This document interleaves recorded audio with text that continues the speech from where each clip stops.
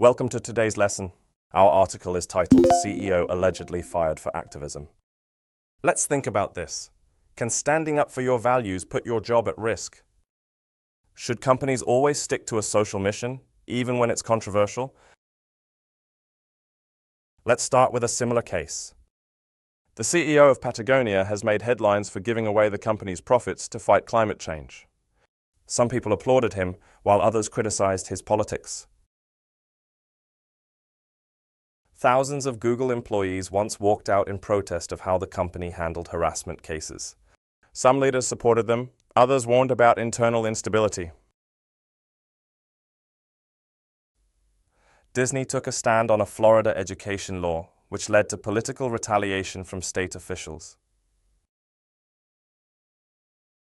When baristas began unionizing, Starbucks faced criticism for firing some organizers. The company denied any wrongdoing, but labor advocates were not convinced.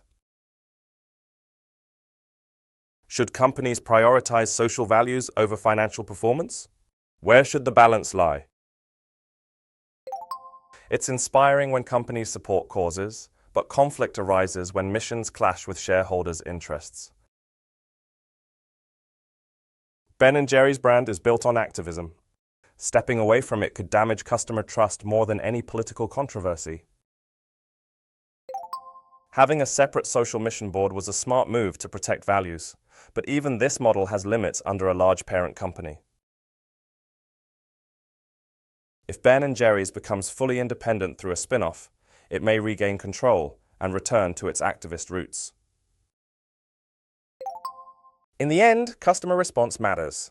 Will they support Ben & Jerry's for its mission, or will politics turn them away?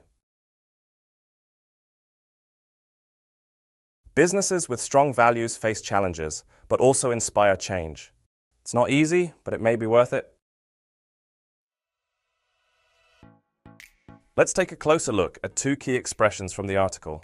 These will help us express uncertainty and consequences. Number one is allegedly.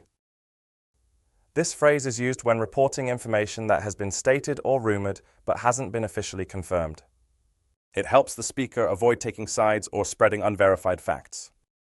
Let's take a look at the examples. In the first example, this shows that the information is not confirmed. In the second example, this keeps the speaker neutral. Next is for ing. This expression is used to clearly show the reason behind a consequence, whether good or bad. It connects actions to their outcomes. Let's take a look at the examples. In the first example, this explains a positive consequence. In the second example, this highlights a cause-effect situation.